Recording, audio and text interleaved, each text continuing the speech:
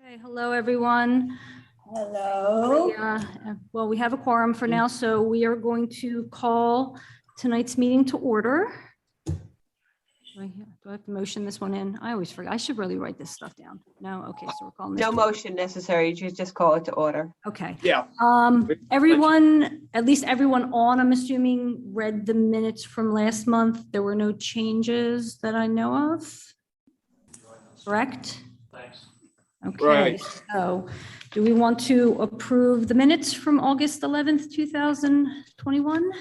Would we like to, can I hear a motion to approve the minutes? Paul, James, Alan, someone make a motion? I'll for make her? a motion to approve the minutes. I'll second it.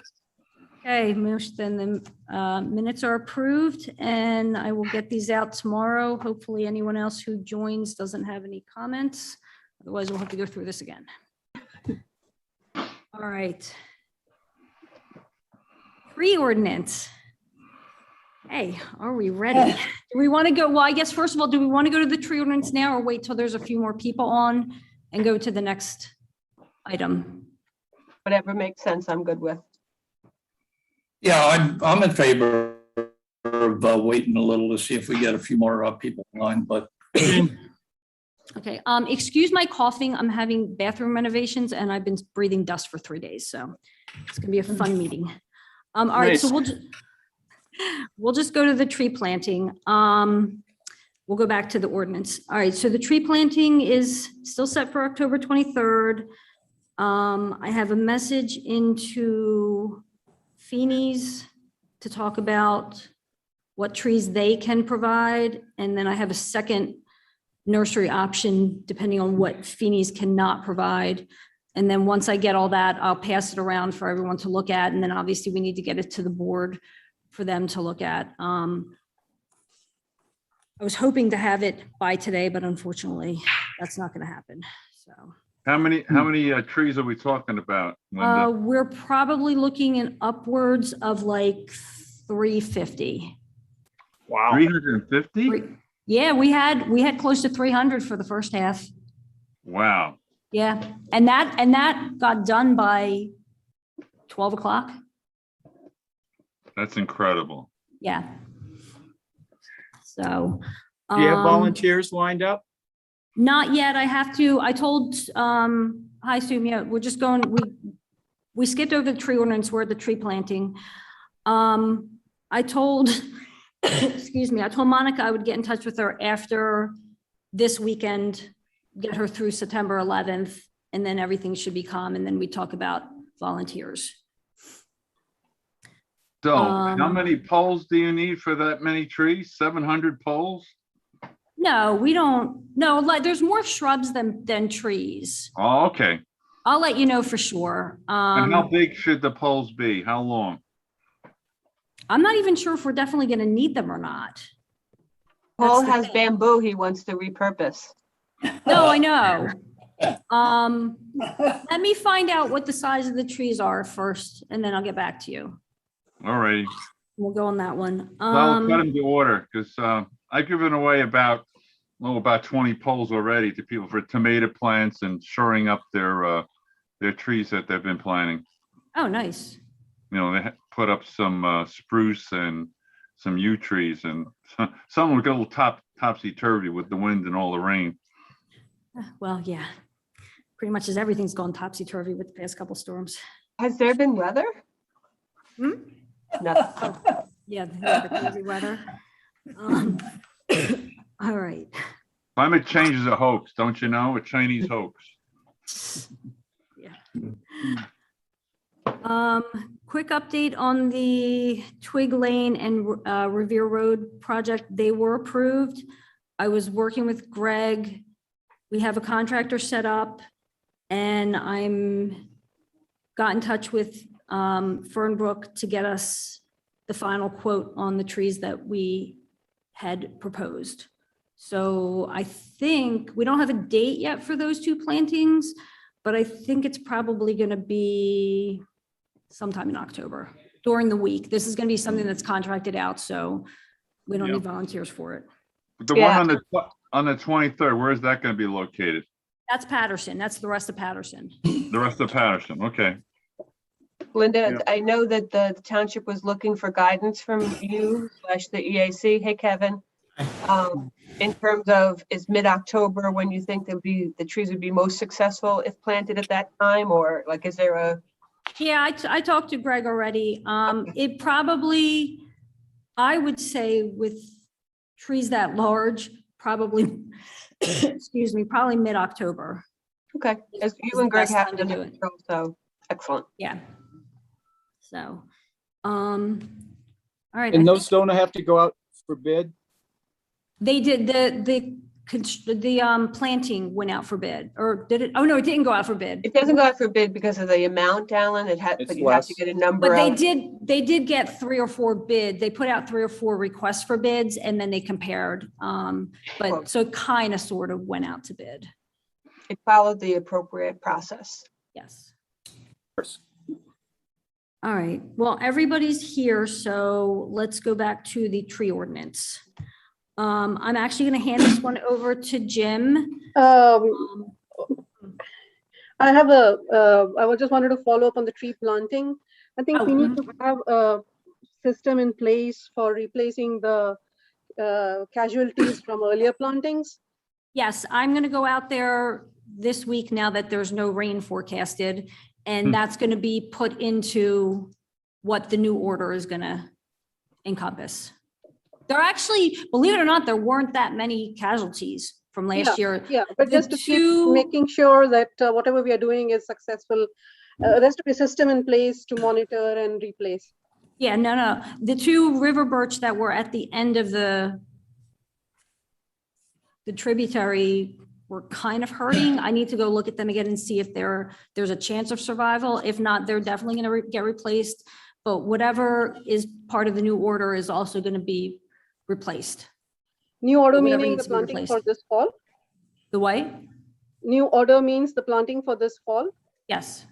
So, but we're going to have volunteers and a date only for one location, I understand. Oh, that's what I'm talking, just Patterson. Whatever replacements for Patterson have to be done are going to be done as part of this order.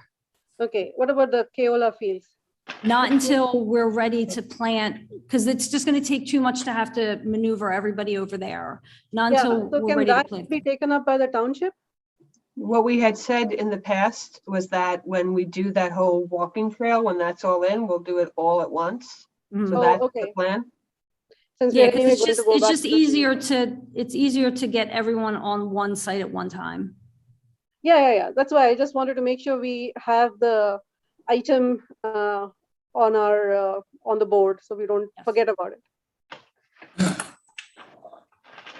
So to follow up on that, Sumya, I would suggest like for a December agenda item that you guys really start to scope out what other plantings you'd like to have done by the township so that, we can start moving that forward. I may or may not be with you in 2022. I know that brings a tear to so many eyes. But, I would like to make sure we keep this tree train rolling. Yeah, we have the next proposal on board, you're saying.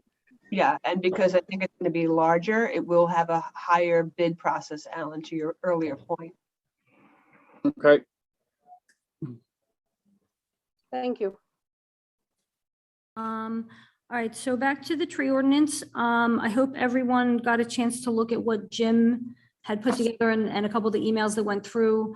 I'm actually going to put this one out to Jim to present. And then we can discuss as we go along. All right, thanks, Linda.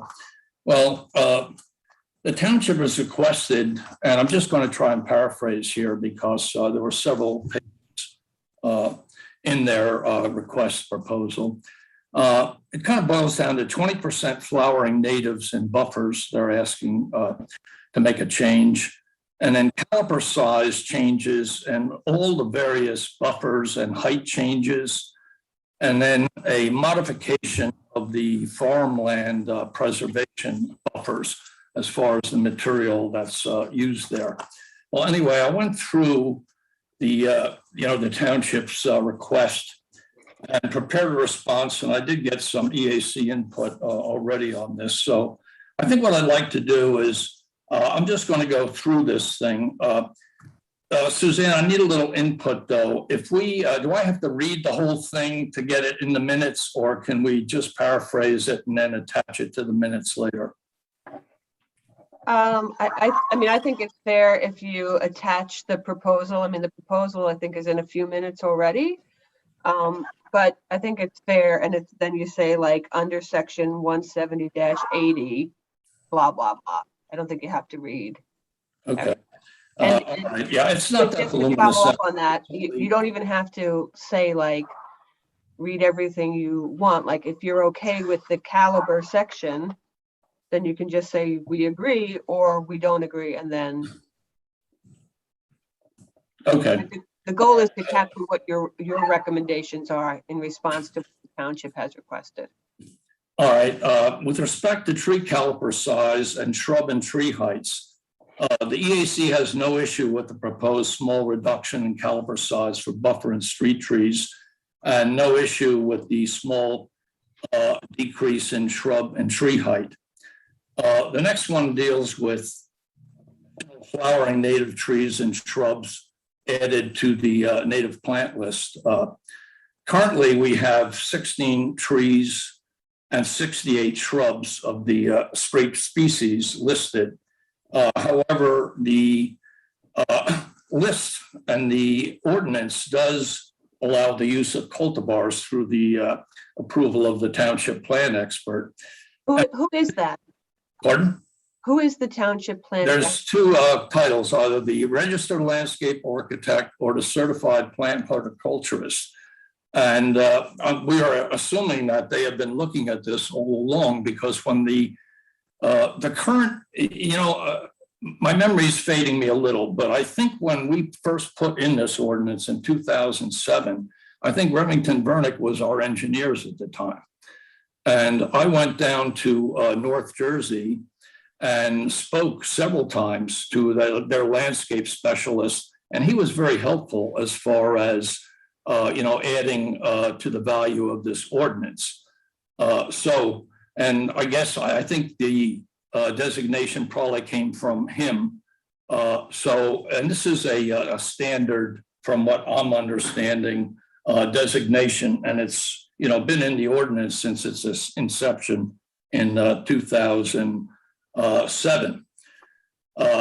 So James, I'm going to interrupt you again because I want to get it right.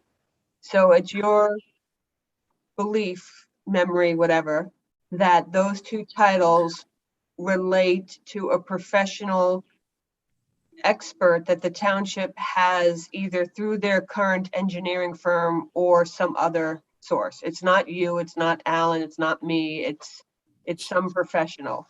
Yep, it's some professional. It's definitely not us, Suzanne.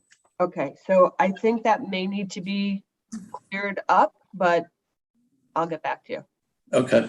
Now, there's 16, as I said, there's 16 flowering trees on the list. And when you take cultivars into account, believe it or not, there's over 300 selections. So I think it's very incredibly broad.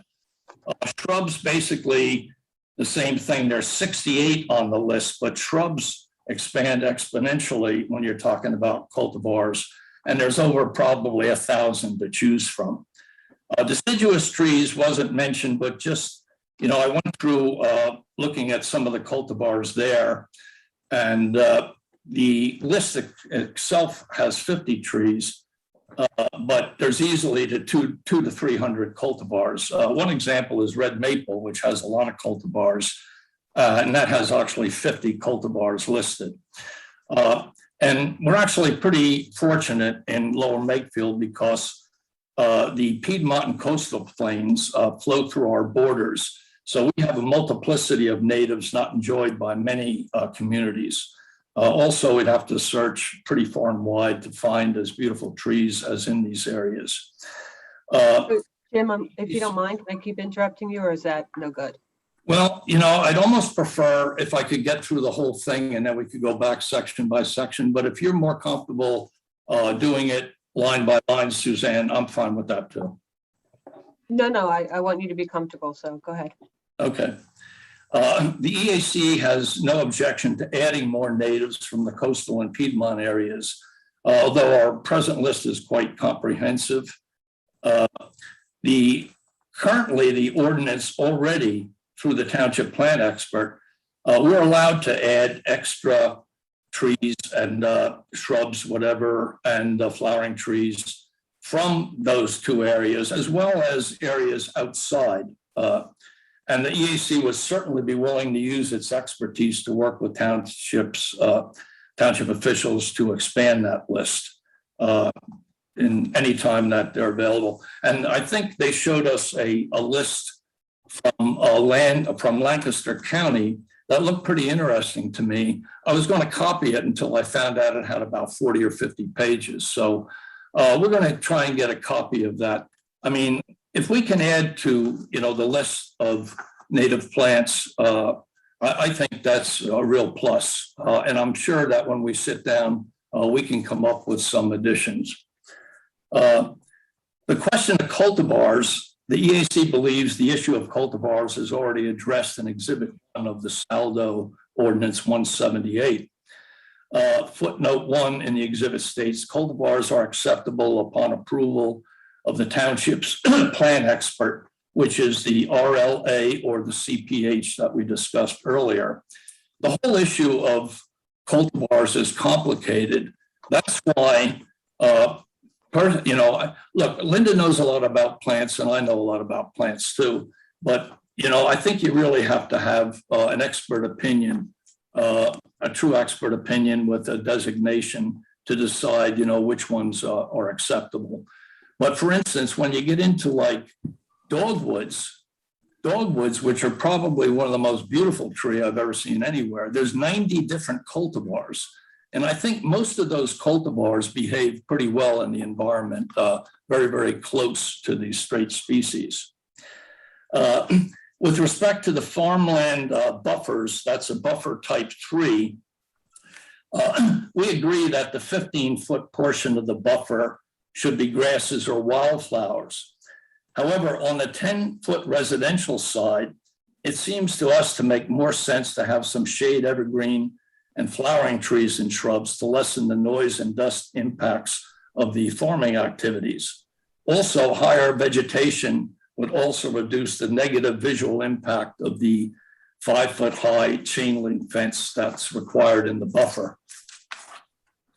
Now, when we get into item 5, the proposed use of 20% non-native flowering trees and shrubs. The EAC is opposed to this proposal for the following reasons. Firstly, if it's not broken, don't fix it. This ordinance has been in effect since 2007, and the EAC being a land use review board, we have virtually seen no problems at all from the developers as far as this ordinance is concerned. Natives are readily available. The developers are, I guess, starting to know that these have a higher survival rate, require a lot less maintenance than do the introduced varieties. And if there is some specific reason that a developer wants a specific tree in one of their developments, they could certainly request a variance for that. But when we discuss, the number of native flowering trees available, I mean, it's just a huge amount. In fact, at the meeting on 7/21, a LMT resident, I guess her name was Lisa Tenney, came, and she's a college biology professor, and she knows quite a bit about plants from what I hear. And she said the ordinance has worked perfectly fine as is, and went in to say that it's pretty perfect. And so why, screw around with something that's working so well? And the last point that we want to really bring up is that the native plant ordinance is an environmental ordinance. It just happens to use the unique quality of native plants to acquire those environmental benefits. Plants sustain all life forms, and natives because of coevolution, symbiosis, and acclimation. They've been adapted over eons to do this infinitely better than introduced non-native plants. Just a quick example of how all this works, and this is, just one of thousands, but most birds, for instance, don't eat plants, but they do eat insects that feed on the plants. Thus, energy is transferred from the sun to the plant to the birds. Most natives, however, because of a non-coevolutionary history, simply repel native insects, thus short-circuiting the whole symbiotic process. In essence, they're basically freeloaders that degrade our environment by using our economic resources of water, air, and soil, and give literally nothing back in return. Basically, every introduced plant that's planted in Lower Makefield Township degrades our environment. And it gets back to me always. Wait, let's be clear. We're not talking about invasive plants. Invasives and non-natives are two different things. Yeah, exactly. So, but a lot of this discussion has to do with invasive. Non-native, even if it's non-native to Pennsylvania, may not be as environmentally detrimental. It really depends on the species and what that species' habits are. That's correct, but the plants in our plant list are essentially regional. Regional plants work the best. You are correct, even yes. into natives outside our environment, they're not as detrimental generally not as detrimental as introduced plants, but they, still do not supply to the environment what the natives do. To me, I always like the adage of, a death by 1,000 cuts. You start planting introduced plants and you say, okay, which one, is really responsible for causing all the damage? And in my estimation, basically they all are.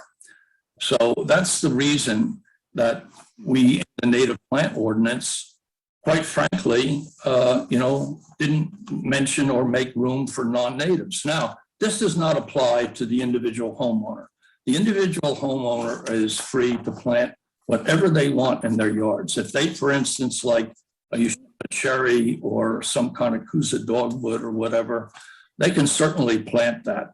This ordinance not, pertain to them. Although when the ordinance first went in, we actually published a booklet on Lower Makefield Township's native plant ordinance. And we sold them, I think, for $10 each. And then the money, the proceeds went to 5 Mile Woods. So while the ordinance doesn't dictate that individual homeowners have to plant natives, this booklet and other information that was sent out did spell out the advantages to the environment by planting natives in our own backyards. So that's it essentially. So we can now go back and discuss any items that anybody would like to touch on.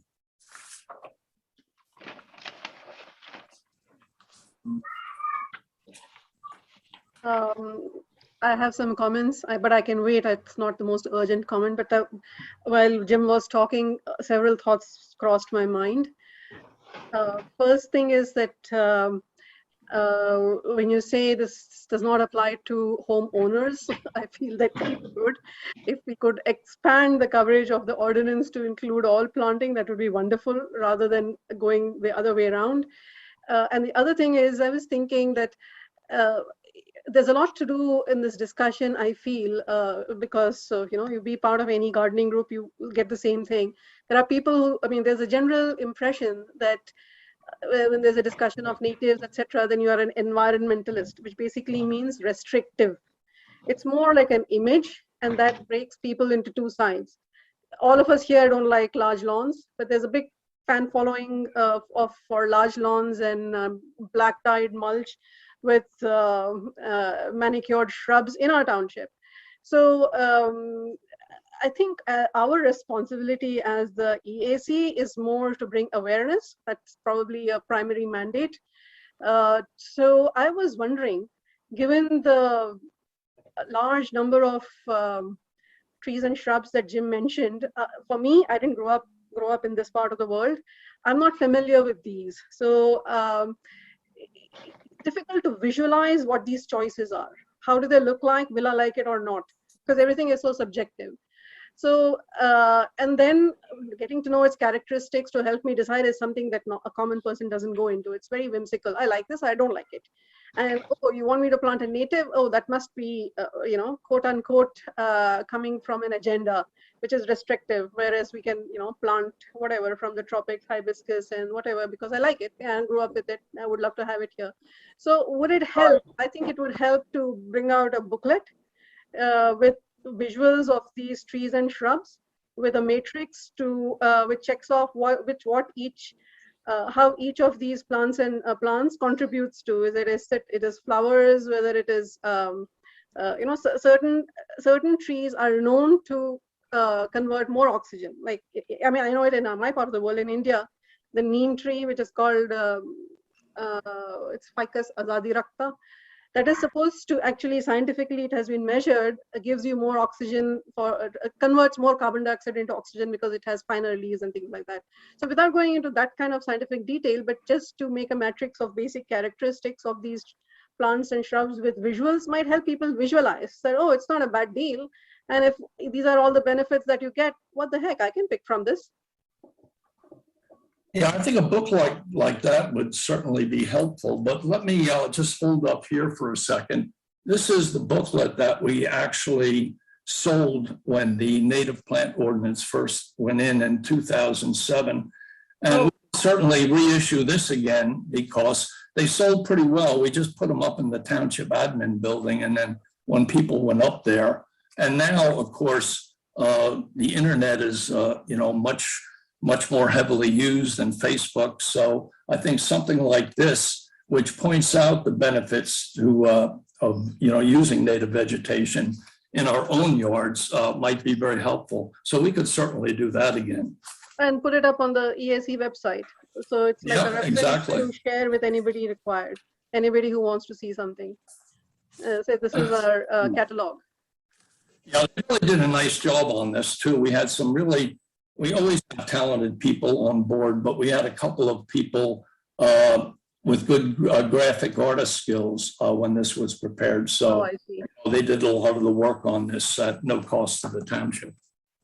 Yeah, and by definition, a native plant ordinance obviously is an environmental ordinance. It's not a tree ordinance. I mean, it's not just a like we like a certain kind of tree kind of a community. It is basically a I don't know, I hate to use the word scientific because that is so misused, but it has its basically an environmental ordinance has its base on certain natural processes which are to be respected.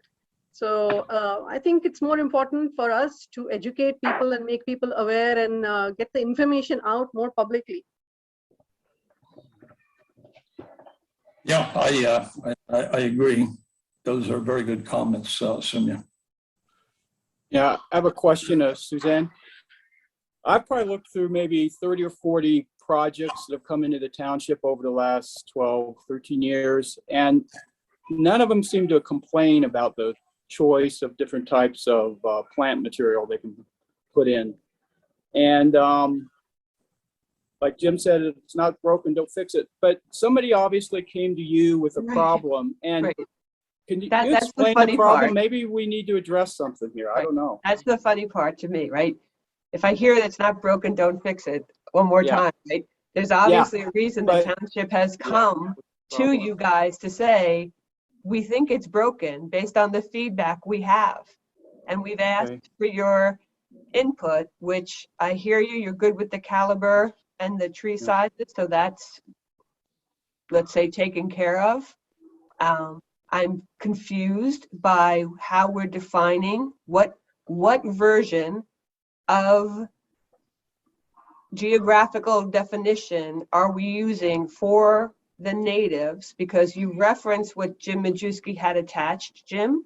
You referenced the Pennsylvania Native Tree and Shrub Landscape Guide, but then your actual words discounted it and kept it to a very narrow focus.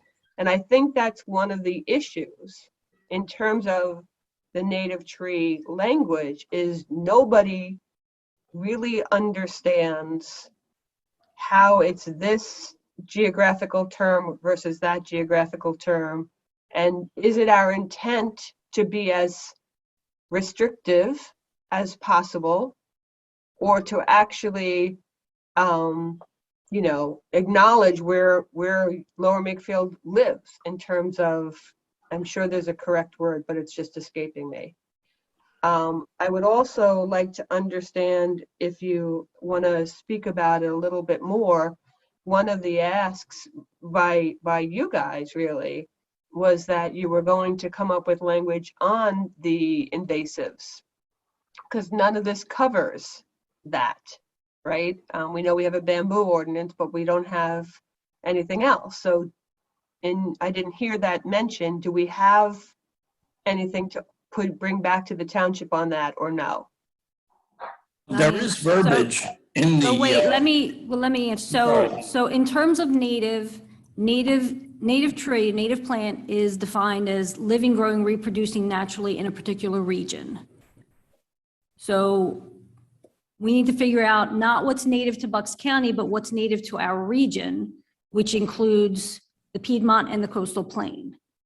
If you try and put something that grows in a different region, Jim is correct. It's not going to work. It's going to take more energy. It's going to take more natural resources for that to grow, and it may take over and possibly interfere with what should be growing in this area. So plants should be determined based on the region that we're in. In terms of invasives, DCNR has a very good and inclusive list of what's invasive to Pennsylvania.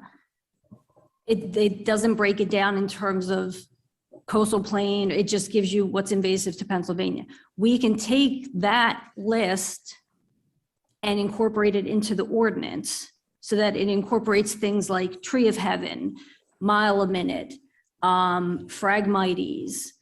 The list goes on and on. But at least that is a formal state list that the U.S. Army Corps also uses. So it's a state list that the federal government also approves of. That's a great idea. So I can get you that, guys. I can get you that tomorrow. I actually had to do it for a project. So so that part we can deal with. But in the bigger picture, I guess, is native. I get that people want to put pretty trees and pretty shrubs, but depending on what the tree or shrub is, if it's not meant to grow here, it's not meant to grow here. That's just the bottom line. But that's where the confusion is. There are so many pretty trees and shrubs in our list. Oh, there are. You're right. There absolutely are. So what is the debate about? There are enough pretty trees and shrubs. Well, so I don't know if this list was just based on, because I wasn't here when this was put together. Is this list based on the overall region incorporating coastal plain and Piedmont, or was this list just based on the area of Bucks County? No, the list, and the reason we came up with essentially the lower Delaware Valley area is I talked to plant experts and I told him, look, we want to put in a native plant ordinance in Lower Makefield Township. What should we draw from? What areas should we draw from? And they said, look, Lower Makefield's in the Piedmont and the coastal plain areas, which essentially accomplish the lower Delaware Valley area. And they said that would be, certainly a good place to start if we can find out lists of plants that grow comfortably and well in that area. This is not, when you're dealing with plants, nothing is 100% precise, but this was a good practical geographic area to use according to the plant experts I talked to. I talked to the gentleman from Remington Converting at the time. I also talked to an associate of mine, Miles Arnott, who was the former chief executive order of Bowman's Hill Wildflower Preserve. And he is literally an expert when it comes to native plants. And he actually spent a lot of time with us preparing, this ordinance at no charge to Lower Makefield Township. So it's not 100% exact, but it's, I think, a pretty good idea Now, the more localized the plant, the healthier that plant will be and the healthier it will grow. But you have to have practical considerations too. I mean, we can't localize it for, let's say, 2 miles around Lower Makefield Township, only what's growing there. If we did that, would the plants be incredibly healthy? Sure they would. But we have practical considerations here too. So that's why those areas were specifically chosen. I think on an overall basis, it was a good choice. But also, we are realistic and practical in the ordinance.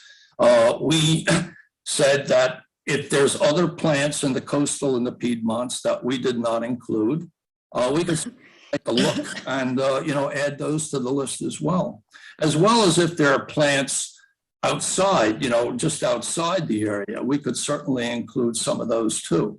Plants do not understand Pennsylvania, New Jersey, or Delaware. Plants understand climate. So we have Pennsylvania natives in the Lake Erie region that are native to Pennsylvania, but there's no way we can grow them here. Right, but so Jim, this is The part list of the was problem. chosen based on practical considerations. Well, the list is limiting. The list can be bigger and still meet that balance. The idea of asking the township to engage an expert every time somebody wants to go off the list, right, doesn't sound practical or fiscally responsible when we can do that work together in a better way. So, I'm going to ask again that you look at how this can be clarified. And if in the end, the EAC says, we're done, we think it is perfect as is, then that is what I will bring back to the board, and the board will make a decision on how or if to move forward. But maybe Hey, we could look Jonah. through Hello. the, what was it, the Lancaster landscape plan? so what Jim included, and I'm not, is the Pennsylvania native trees and shrubs. That was with the original attachment, with the Right. language change. I don't know, Linda, I would totally defer to you how that interacts or doesn't, and Linda, anybody with the Piedmont and coastal plain, but I think that we can, find a way to get to where I think we're all trying to get. I also, as far as the issue with the farmland preservation ask, I can see if I can get more clarity. I am hard pressed to tell the people on that committee who every year have, twice a year, if not more, go and have to, with their own blood, sweat, and tears, take down trees, repair fences, rip out things. What they have asked for is based on their experience and their interaction with neighbors and the farmers. So I'm a Okay. little hard pressed to tell them they got it wrong. But if you want to actually, Can I just say something? Because I came up with that comment. The farmland buffer between the house and the farmland. We're saying it's okay for the 15 feet on the farmland side. Go ahead, make that native grasses, wildflowers like they want to. The question is between the fence, the chain link fence, and the homes. There's a 10-foot buffer there.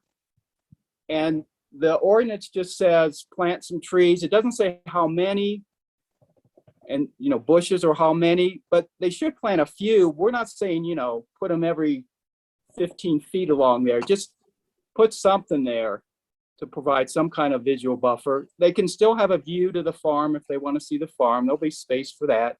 If they put in deciduous trees, they're going to see it in the winter. Won't be evergreen trees. So yeah, this is not a hard and fast recommendation. It's kind of a suggestion. well, so as I understand it, right, this would apply should any other farm Yeah, right. come up for right. development.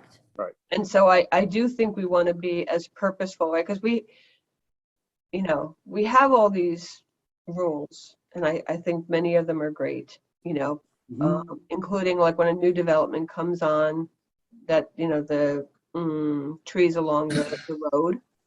Yeah. And then, homeowners come in and many of them take them right down, which is their right to do,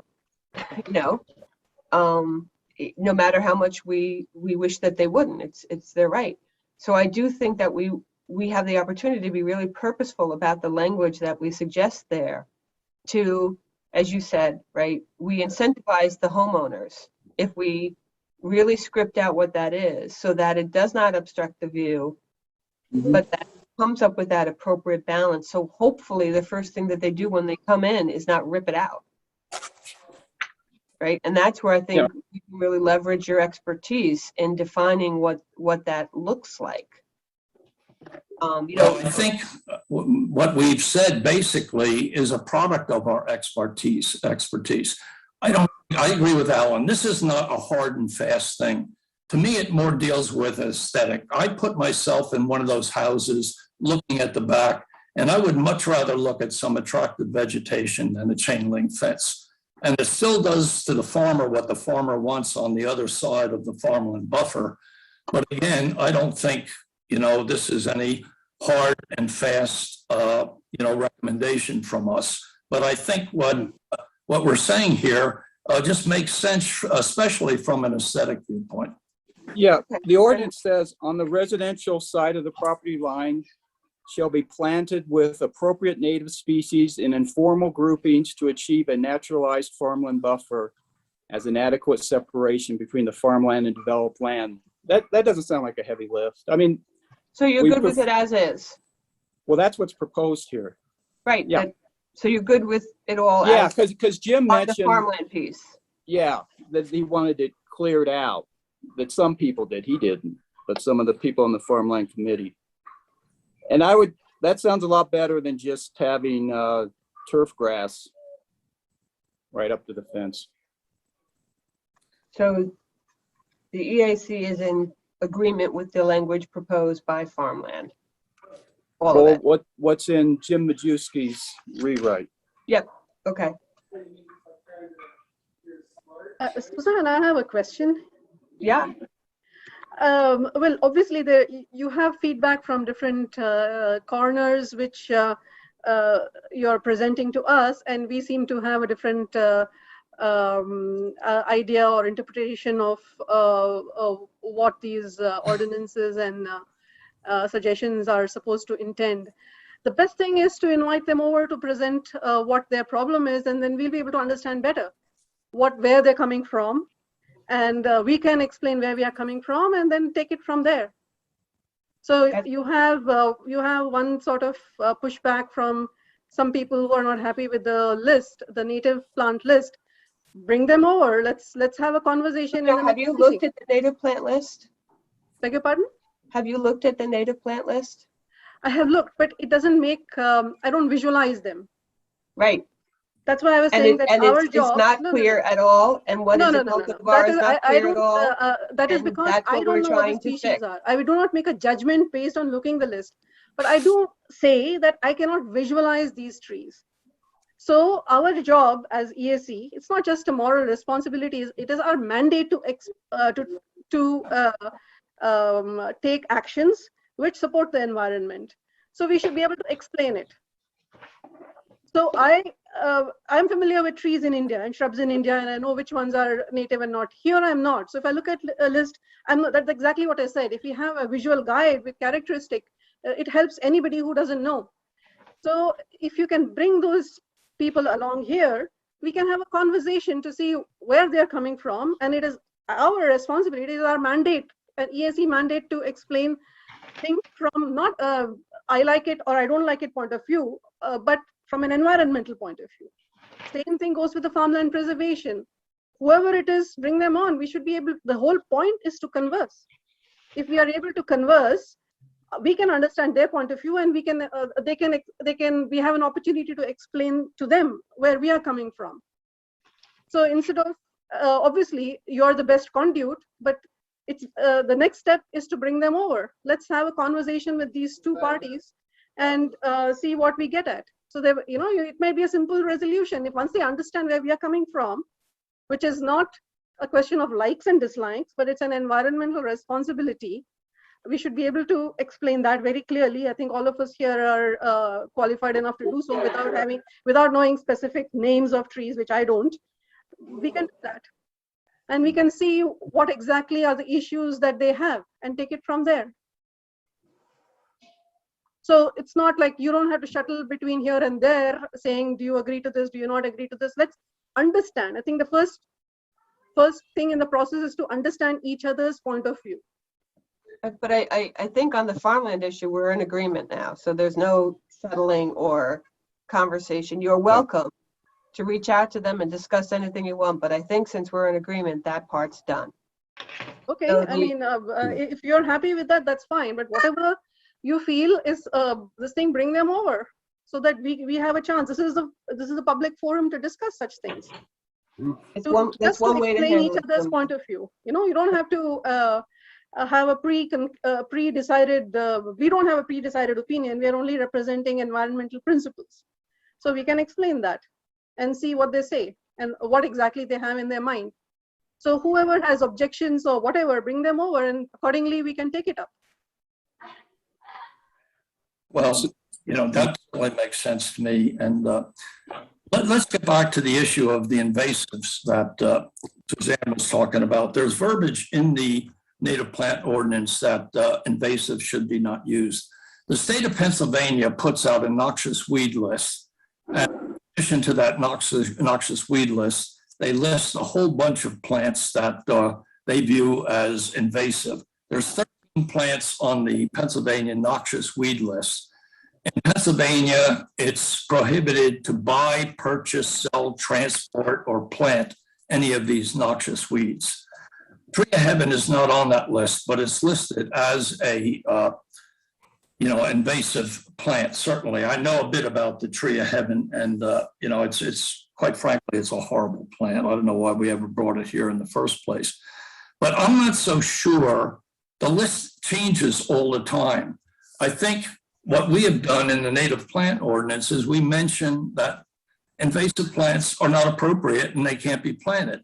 Personally, I think that's good rather than starting to make a list that's constantly changing all the time where we'll be chasing our tail as to which plant is invasive and which is not. So I think basically it's already done. Yeah, yes and no. Like, so I know if you were to get a mitigation, so I work in mitigation. So if you're getting a mitigation permit, it lists what the main invasives are and then puts the onus on the applicant to also look into what other invasives are. I think Suzanne is kind of right. We do have a requirement to provide as much information as we can. There's no harm in putting a list of what is known as the really bad invasive plants and then refer them to websites that say that, the list constantly changes or gets updated, and you should also refer to this and give them like the DCNR or the PADEP website to say these are also plants that shouldn't be planted or should be treated if you do see them on your property. Alan, we can hear you. Okay. Okay. That's my son talking to me. Yeah. Now, Linda, I think that probably counters my objection. My objection is to put something in that's changing all the time. But if we put in a list of these plants that are currently, invasive based upon the state of Pennsylvania, but with a reference to that, hey, these are constantly changing, check this website for current. Because things like bamboo and Tree of Heaven, they're never going to get off the list. No one ever wants to see them again. I don't think there's any harm in putting those that are just, everyone knows are not only invasive, but noxious, and then also referring them to something else. Yeah, okay, well, that makes sense. And I think, in our response to the board, we can say something to that effect. Suzanne, I can put together that part of the write-up. Okay. Would you like us to suggest some additional native plants to put on the table to go through the document, the Lancaster landscape? So the lawyer in me, though I'm not admitted in Pennsylvania, the lawyer in me would like it to be as tight as possible. I hear what you're all saying. I think I hear what you're all saying, right? That to declare a region might be too broad. But equally to pick and choose, especially, if we looked at something 10 or so years ago and we pick and chose certain things, like then I say it's limiting. And then I say we may be inadvertently keeping out something that would be agreeable to everyone. So I don't know how best to accomplish that. If you guys can come up with a way, I'm all for it. If we can't come up with a way, then I'll figure out how to best accomplish it and take that back to the board. But, at the very least, Ellen, I think that, okay, no wine if it's not wine for everyone. No, Wine for everyone, or wine for none. My suggestion was in the write-up to sit down with township officials, especially Jim Majewski. Let's take a look at that list and see what we can come up with. And we can certainly, change the wording in the invasives. But Jim seemed to have some specific recommendations in mind. So I think the thing to do is sit down with him. Now, I'm for adding to the native plant list, as long as it makes sense, because to me, the more choice you have, the better. But, it's kind of a catch-22. The broader you get, the less regional you get too. So that's why what we have here, I think, was a really, really good compromise. But I think things can always be improved. And I'm personally very much in favor if we can find some new addition. It makes it stronger. So Jim, just a question. I missed Jim Majewski's presentation last time. So his specific recommendations are native or not native to this region? Well, I'm not sure. I think it's going to be a combination of both. I think Jim has, he has a book from Lancaster County. Oh, what are you reading? I think it's a turkey burger and looks like some kind of gross potato chips, but Yeah. I don't Well, we got to end this meeting pretty soon then, because I'm starting to get hungry too. So no, I think Jim suggested both. He did mention, I think, a cherry tree. I don't know what kind, but we can find out specifically what he's talking about when we sit down and talk to him. And I'm getting a copy of that Lancaster, tree book. I think Linda said that possibly she could. Did you or Alan? No, Alan said that when he comes here, he can get a copy for us.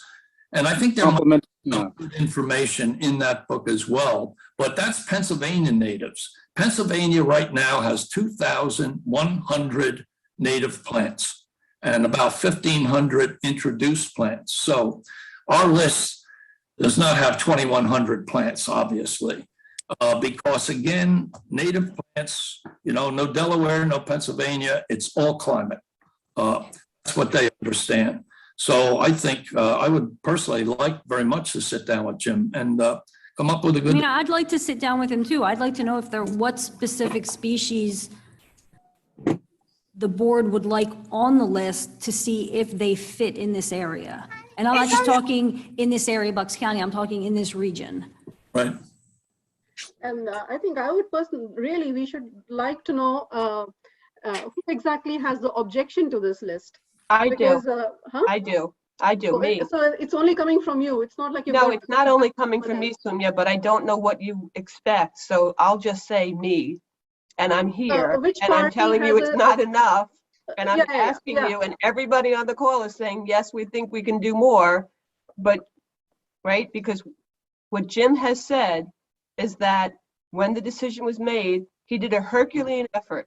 He did the best he could, but he did have to choose. And other people on the call are saying there are more we can add.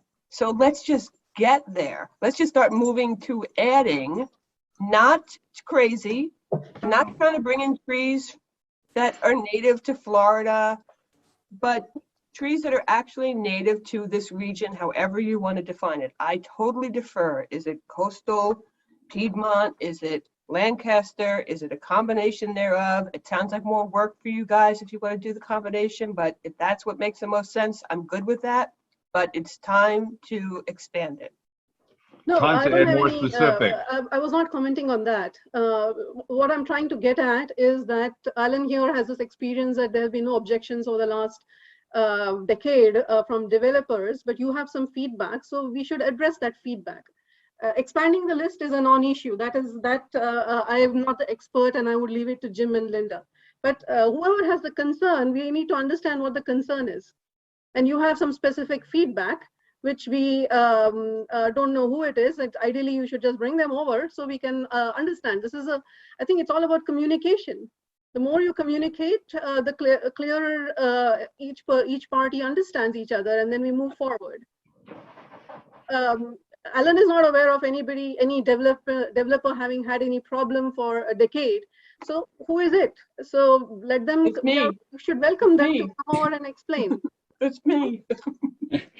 You said you have feedback. You specifically said you have The township feedback that is staff not has okay. collected feedback. That is why they came to you and asked you to reconsider changing language. I don't think it's appropriate for me to go ask them who and then bring them back. I don't think that's necessary, Sumya. No, I'm not It's saying the who, bulk I'm of just the saying team. species. I just want to know species. Yeah, I don't care who it's made the flowering comment. trees, right? Yeah, I don't care who made the comment. I just want to know species so that we can actually I research do it know I and make heard sure the that word they fit. magnolia. but Magnolia? I don't know about That's good. species. Yeah, know, I don't know so- what's Magnolia's native to Yeah. here. Almost Yeah, all well, of it's them. actually, we have 2 on the list, but there's a few Yeah, Magnolia's on the that are kind of list. rare. But again, I don't think we have to get into all this now. We're going to sit down with Jim Majewski, and we're going to have that other reference with us. We're going to have our reference with us too.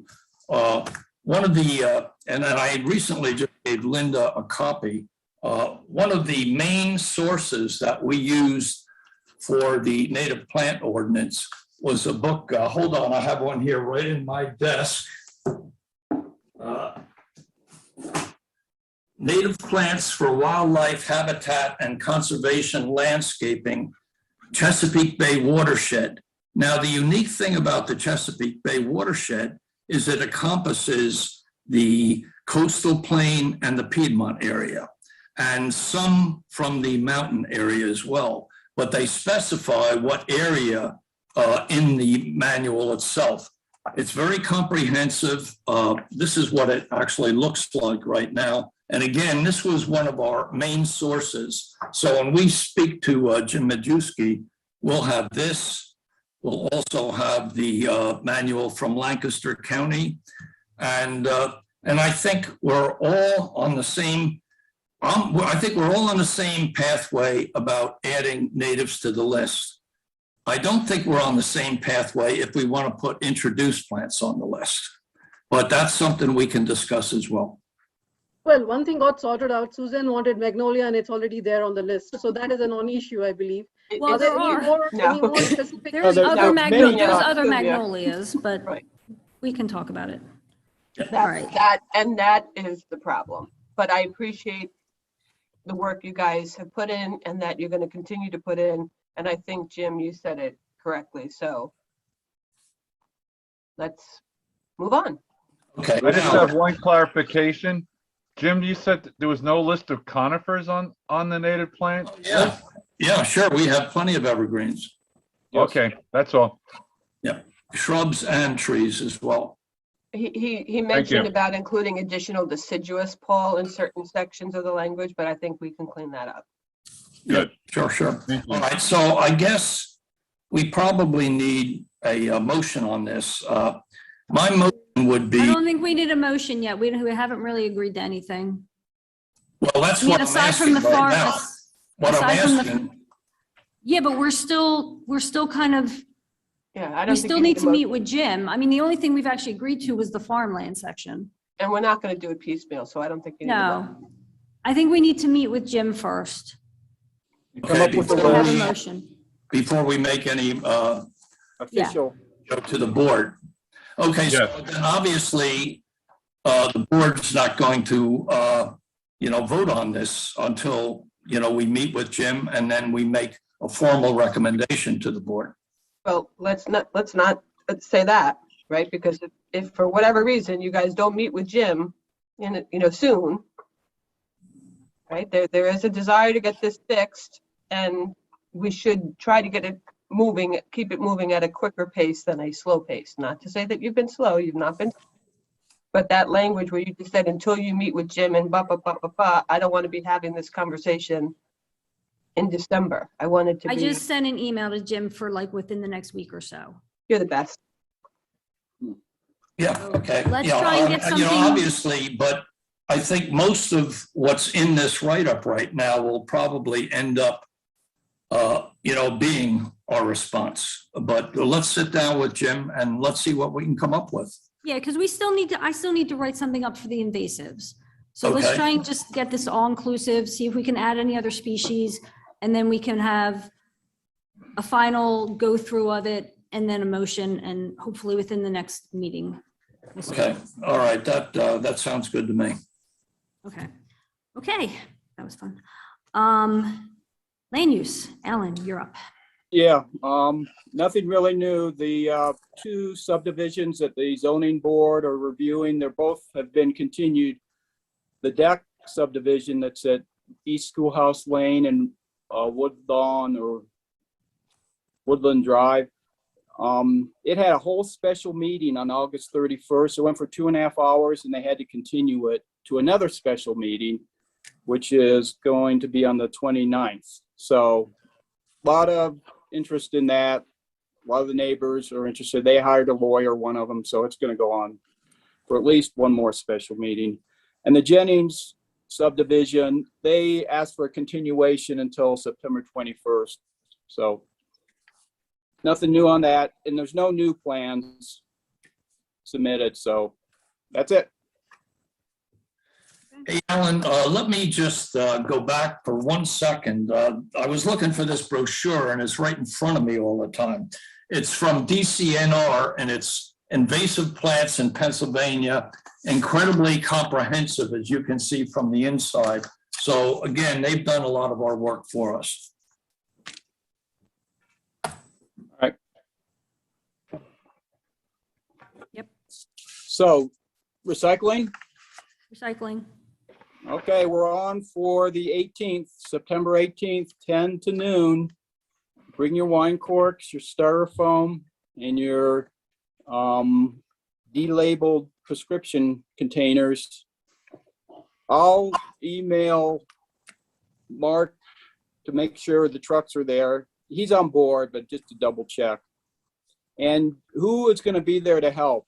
I'll be there. We need at least 1 or 2 other people. We'll be there, Jim and I both. Okay, good. All I right. can be there Kevin? for part of it. Okay, I'll be great. there unless something urgent happens, but otherwise I'll plan to be there. I won't be able to be there. Could someone take my styrofoam corks and medicine bottles for me ahead of time? Yeah, I'll take them. I drop them off once a good time. I'll get in touch. You Okay, come off, or is that what you're saying, Paul, or what? it's a box. Okay, well, just drop them off in front of our house or, at the front door. Okay, I'll be at Berkeley. I won't be Berkeley, there. California? Yep, senior night for my daughter. Wow. Oh, how proud you must be. Look out for the forest fire smoke. You have no idea. I have to look out for everything. Earthquakes. I mean, I'm here, I'm in Winter Park, Colorado. I don't know if you can see behind me, but there's smoke out there. 1,000 miles away from California, still getting the smoke. Wow. So, all right. Huh. You All bet, right. Suzanne, because it's my theory within a couple of years, California is going to be an island. Oh, geez. Hope not. Why? It might though. That's scary. Are we adjourning? On that note, And, No. I think we got a few more things to do, not much. I know this is separate from the specific recycling events that we're discussing, but I had mentioned at the last meeting that I had been surveying public properties in the township, to look at how understandable the receptacles are in terms of which ones are intended for recycling, which ones are intended for garbage, which ones have no designation. Linda, would this be an appropriate time to share some of those Yes. findings? Absolutely. Okay.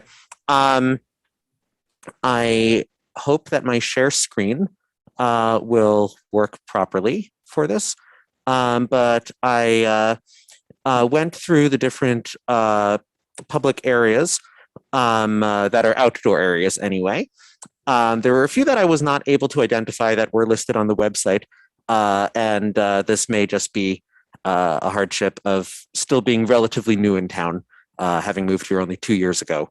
But I just want to point out that when it comes to unlabeled bins, we are doing quite fine in the township, but unlabeled bins is probably not what we want as our goal for what we need when we want to encourage folks to recycle well. We have in the township, I was able to count at least 48 unlabeled bins, 2 bins that were labeled as actually intended for garbage specifically, and only 4 that were labeled as being intended for recycling.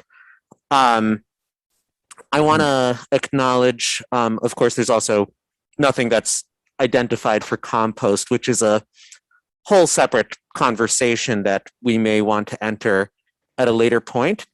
But I would like to recommend strongly that we do some, at the very least, that we do some work relabeling our receptacles to make clearer for our residents and for visitors what should really be used for recycling exclusively, what should be used for garbage exclusively. In saying that, I also want to acknowledge that there's a larger social component of what are the barriers that keep people from actually recycling, because there are a few receptacles in the town where it does say plastic or glass recycling, and it is very clear that the material in there should have been thrown into a garbage. But I want to share this spreadsheet mostly with the intention of noting that we have a larger issue that we can address pretty easily. And then there's a bigger piece of how do we encourage folks to get in the habit of recycling and finding where whatever it is that they're depositing goes where it belongs. I'm happy to end the screen share or to look further with it if folks have questions about particular areas. Can you send this out to people? Yes, absolutely. So I will send this after the meeting. You can send it out to all the EAC members and, Suzanne as well. For sure. Helpful. Sure, will do. What If about it's- Alan? Do you think Monica should get a copy? So I want to look at it and then I'll send it to Monica once I understand it. I do know that she was looking for some of this information, so I think she'll be pleased. Okay. But I'll send it to her once I, because I think Yeah, I might so- be able to better identify some of the things that, as you have them labeled, but Sure.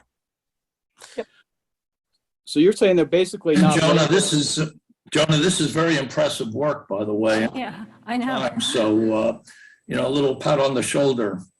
Thank you. Pat, Thanks. or Gene says that's supposed to be pat on the back, not the shoulder. Okay. It gets there. It's close. Sure. Okay.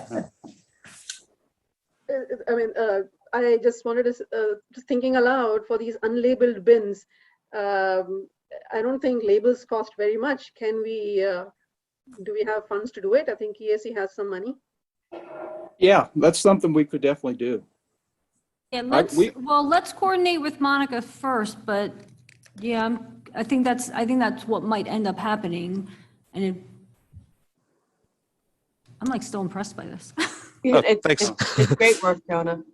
Thank you. One thing that also, I mean, we can perhaps talk about the specifics of this down the road, but I am under the impression that we need significantly a higher ratio of recycling to garbage, because so many folks in public spaces, what they are going to deposit will be a bottle, a plastic bottle, or a glass bottle, or a can that they are done with, rather than some food waste that will more easily crinkle up or just sort of decompose on its own in its own ways that might encourage us to think more about composting. But we don't really have a good ratio. I mean, I guess that, you know, a 2-to-1 ratio isn't awful, but I think that we could be doing a little more in terms of encouraging recycling. And I'm also actually going to, at this time, while I'm thinking about it out loud, I'm going to recommend that we think seriously about what role composting might be able to play at the public level in the town. I know that's hard for multiple reasons, but I think we should come to that at some point. So do you recommend a 3-to-1 ratio, 3 recycle bins to every 1 garbage? Is there a standard, or should we propose a standard, or? That's a great. 1-to-1. Sorry. 1-to-1 is what should work. 1-to-1. The reason why I wouldn't recommend 1-to-1 is because the plastic materials are not going to fold down or decompose in the way that someone tosses out a hamburger. You know, that'll just sort of crunch itself up over time. I would recommend something closer to like, you know, for if we have 8 receptacles, that 5 of them should probably be recycling. And I don't know if one of them could be compost, but maybe 2 of them garbage. All right. Happy to come back to that another time. Being but, practical. The outdoor recycling containers are expensive. They're like $500 a pop. So we're not going to be buying 100 of those, most likely. Yeah, I don't think we need to purchase anything. I think that because we don't have much of a littering problem in our public parks, as far as I could tell.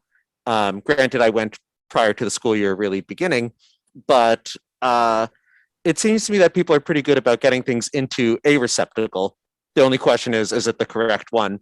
So if we continue using the receptacles we have, and we're just able to label them differently and ensure that they are all labeled with some sort of direction, I think that we'll be able to solve some portion of this problem in a significant way. Jonah, could you scroll up while we're talking? Sure. Is there a specific part you'd like to see? The part I can't see. Okay. Thank you. You're welcome. Okay, you can hold it there. Sure. Yeah, I think this is a great first step. Really great. So please send it around. I will send it to Monica, get whatever feedback she has, and I think we should talk about it again at the next meeting. Absolutely. I'm very grateful to have this opportunity. Thank you all. Yeah, Jonah, I have a question. So were you thinking of compost bins which would compost in location? I think that compost bins on site where there are picnic areas would be beneficial. I don't think that all of the public spaces need compost bins, or at least I hope I'm correct in thinking that. But certainly there is a lot of compostable material that ends up in garbages, and I think that we can do better. Yeah, I was thinking of just in terms of the challenges of actually composting. You have to have a carbon nitrogen mix, and you have to turn it over and all that. So it doesn't have, I mean, I struggle with it in my house. So again, thinking aloud, maybe you can think in terms of receptacle, and we could engage somebody like our local composting company, which can pick up, because they're good at picking up and converting it into compost. Yes, I will say that my two major experiences with compost have thus far been when I lived in Halifax, Nova Scotia, and composting was just a public service. There was public garbage, public recycling, public compost. It worked very well, at least as far as what I could see. I hope that it worked well in the long run for, the larger picture. I've been impressed with the Kona compost service that I believe has presented through the EAC to Lower Makefield. And I don't know what sort of funding the township has for entering into agreements with Kona, but it may be worth considering down the road. No, I was just thinking it's more practical because I can help you with the funding question. Okay. None. Okay. But I think, Jonah, you're right. These are the kind of things we have to talk about. These are the kind of things that we have to start figuring out. If we can't get to where we would love to be, how do we start moving in that direction? Right. Sure. Alan has disappeared into the smoke. No, I'm here. I'm here. I'm running out of power. I'm trying to put another cord on my iPad so I can keep going. Okay. One quick comment. In Lower Makefield Township about 15 years ago, we did take a look at commercial composting, and the techniques involved in large-scale composting are pretty difficult for a local municipality to take care of. It's pretty sophisticated. We observed some people, myself and some people from the township, went up and saw a commercial recycler, a composter, and it was not only sophisticated, but it was really fascinating, to see, how exactly this process took place. But what I envision in Lower Makefield, possibly some way it can be picked up from individual homes and then sent to processors like that. Yeah, I'm not sure. Someone else on the call might know what Kona does with the compost that it collects. I believe that they're a local business. So I think I brought Kona to the EAC. And yes, they are a local business, and Heather does collect around Lower Makefield and she goes out to Doylestown. She and her Subaru and her dog, they go around a lot. And you'll see now, actually, people have more and more signs like that they're Kona composting on their front lawn. So I love to see that that's growing. But I think maybe on the conversation too, and I'm going to dread saying this, but I'll say it out loud, do you guys want to take on the conversation of a single hauler? Uh-oh. Okay. And Suicide. it's not a single hauler, regional haulers, right? Because we have a new hauler that just came into the township. People are switching. I guess, you save some money, but now we've got, 5 trucks going around 3 days a week, whatever it is. Is that something, again, not that we could necessarily get there, but we could at least start talking about aspirational and maybe rolling that commercial compost into it as part of that discussion. Yeah. We got into that, Suzanne, about, I know. 10 or 12 ago, and Alan and I literally almost got hung that evening. I mean, physically, okay? There was a lot of adverse reaction, but I think a lot of it, and this is a long topic, and we're not going to get into it now, but I think a lot of the reaction and comments were from outside our township, quite frankly. But when you talk from the haulers, most of Bucks County has single haulers, and it makes huge environmental sense and huge economic sense. So I think this is something we might want to talk about again. Yeah, I have a PowerPoint presentation I could bring back. So, He's a glutton for punishment. Did they have PowerPoint back then, Alan? yeah, they did. Right. Amazing. Cutting edge.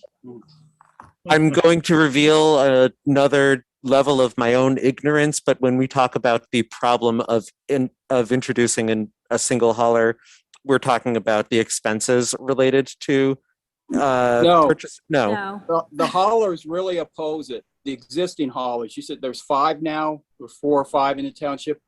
It was Allied Waste, which is now Republic. They hired an attorney and they sent out all these postcards to every resident saying how the township, if you didn't pay your trash bill, would take you over your house and things like that. There's a lot of scare tactics. Or the destruction of all our American liberties. That was the best one, okay? For no freedom of choice.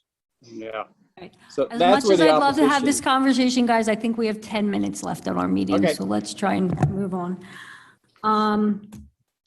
We can bring this up at the next one. Joan, you're back on. Do you want to talk about plastic bag reduction? Sure. I am going to do another share screen, if that is okay. I did send around this document, I believe, in both editable Word form as well as in PDF, where I looked at 2 different bills that have been passed in order to reduce single-use plastic bags. I looked at the text of what Philadelphia passed at the end of 2019.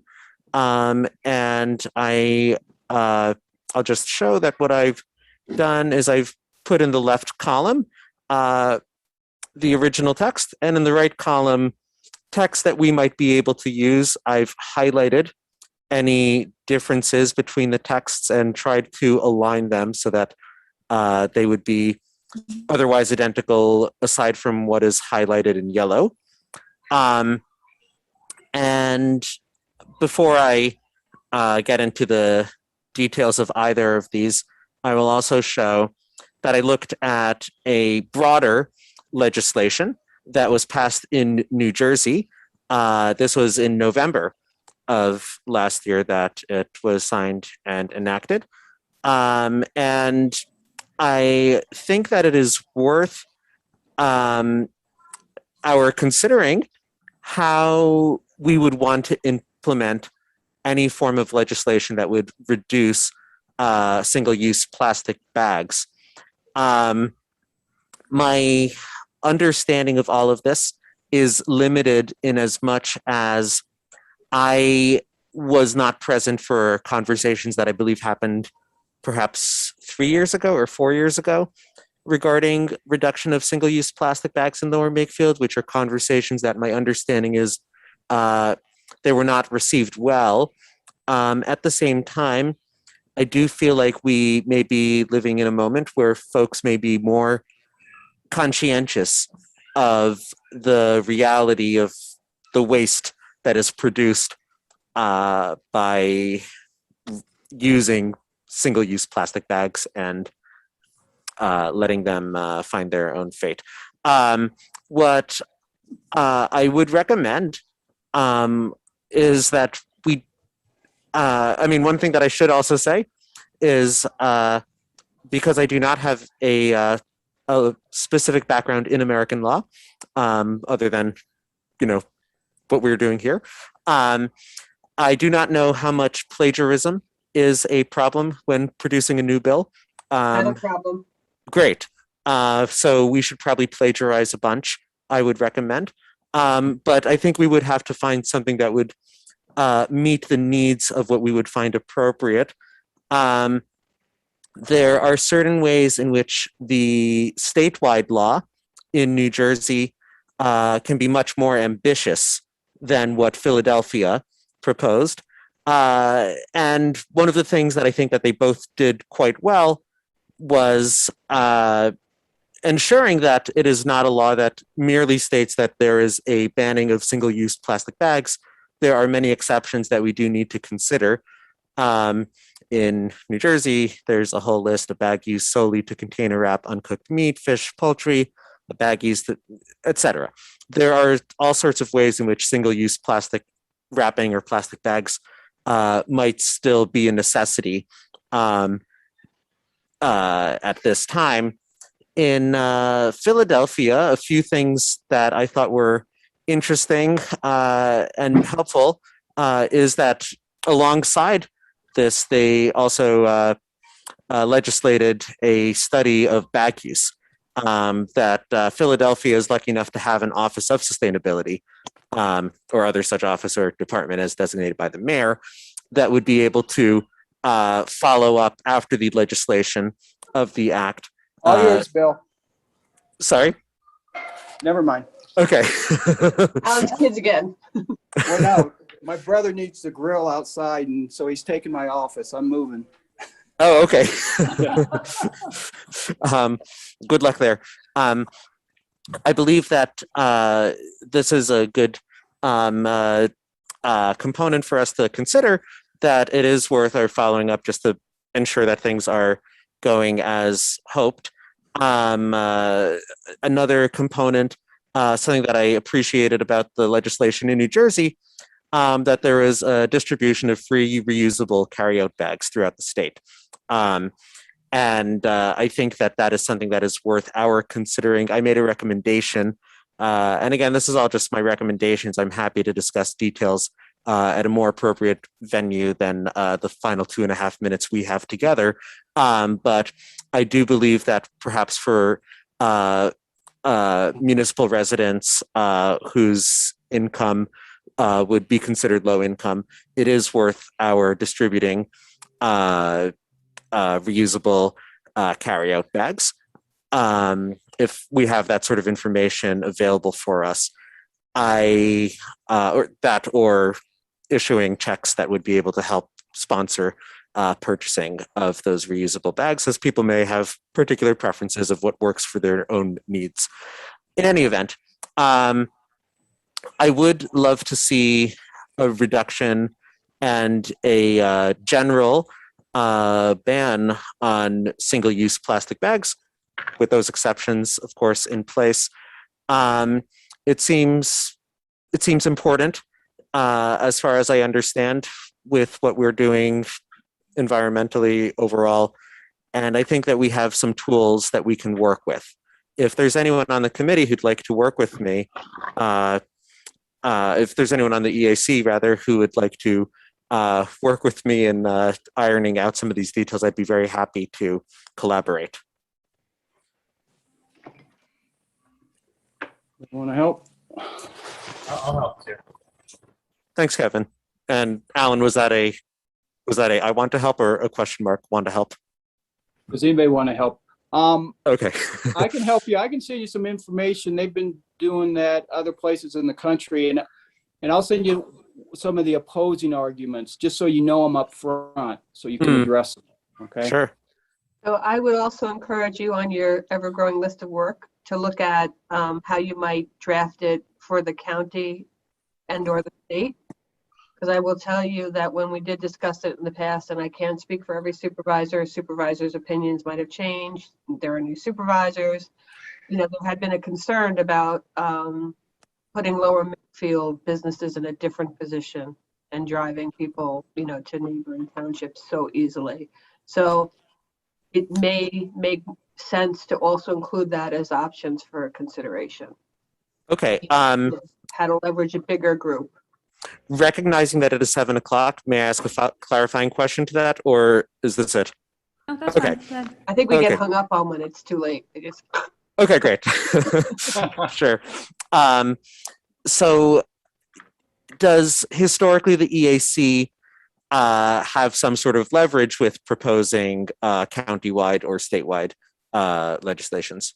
Well, I'll put it to you this way again. I don't speak for every supervisor. Supervisors' opinions may have changed or developed or whatever. But as I was told when I became a supervisor, the EAC and other groups are looked at as cabinet, right? So you guys, everybody is supposed to address what the board pushes to them, not that you push stuff to the board. So I know there's some mixed thought on that. So I'm not going to say, you know, how this even get here, because I know how it got here and I'm fine with it. I am fine with it being here. But since I do know that there will be at least, some pushback on it, right? If we almost lost Alan and Jim to single haulers, can you imagine what will happen if this moves? But, again, where we are and where we want to go and how do we get there?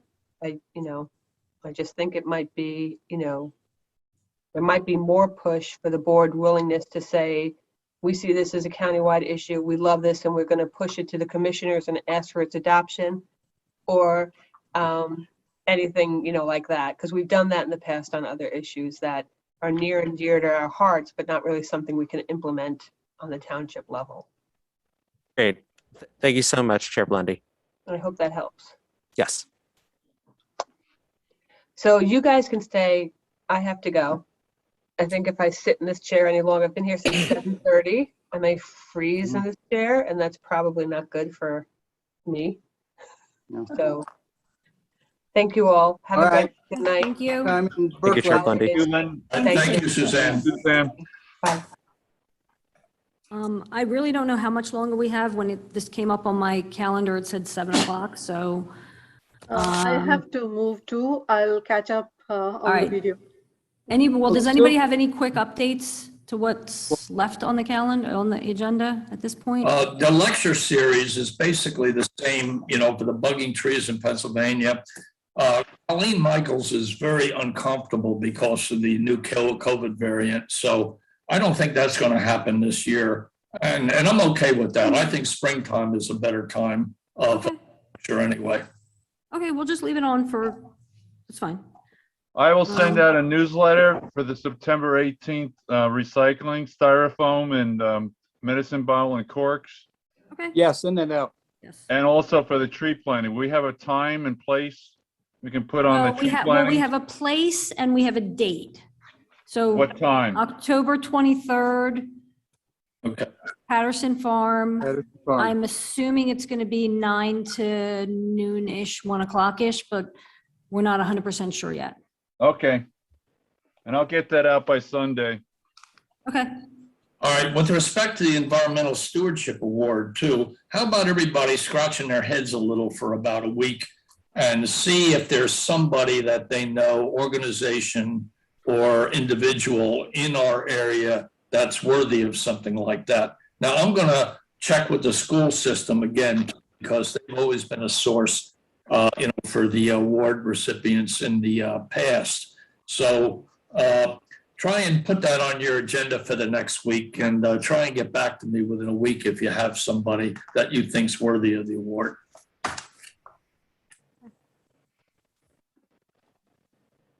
Do we have the forms on the website? Yeah. Yeah. Okay. They should be on the LMT website. I'm pretty sure that they are. Okay.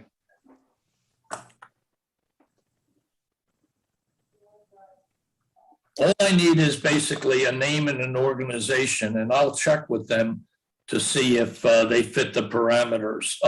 But again, I'm going to I have a contact in the Pennsbury School who's been very helpful in the past. And, some of the school students are really, really shine in respect to this regard. So it's always nice if people's efforts like that can be rewarded in some way. For sure.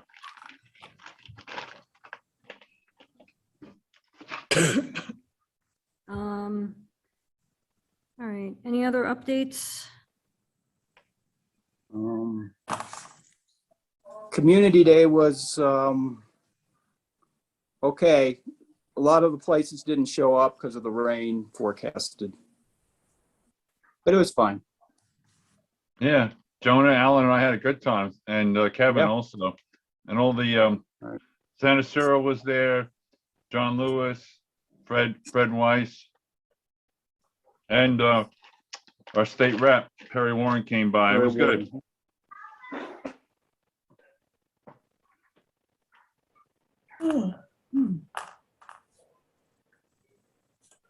Oh, did this, the suggestions for the money for the sewer systems out, that went in, didn't it? No, No? but there's no real hurry because Oh, okay. PUC hasn't approved the sale And who knows when that's gonna happen, but people should be thinking about it. If you can think of a use for some Something township else. money, a good environmental use, we can add it to the list. We've got 3 things so far. Yeah. Composting service? I was just thinking that. Yeah, we could. Or composting bins. Yeah. Yeah, maybe somebody could take a look at the sewer bills too. We're only allowed in this household to go to the bathroom twice a day. Wow. Too much information, Jim. Making use of your yard. You don't have a composting toilet? Shame on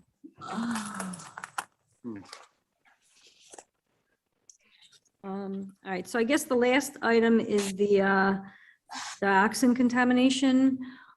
So I'm not sure how we're supposed to handle this. Yeah, I looked at that. Somebody emailed Fred Weiss about it, Mm-hmm. and the situation. Uh-oh, am I still here? Yes. Losing power still. Maybe we should talk about this next time, but That's fine. yeah, because it's a Yeah, little I don't complicated. even know how to, I don't even know how to deal with that. Well, one. there is one thing we could recommend to the supervisors to do, to have Morrison Water test for this compound, but I'll explain it to you next meeting. Okay. We'll save it. Okay. All right, well then I guess that wraps up tonight. Thank you, everybody, for your time. We're gonna call this meeting to adjourn. Do I hear a motion? So moved. I'll second. Second. All right, thank you very much, everybody. Thank you all. As soon as I get the quote quotes for the trees for Patterson, I'll send it around. We're going to have a meeting before the planting, so we'll definitely have that for everybody to look at for the next meeting, or at least before the next meeting. Okay. All right, Linda, you said also you were going to, prepare a response for the invasive plants. Yes. I have this brochure I was talking, did I give you one of those? Invasive plants in Pennsylvania?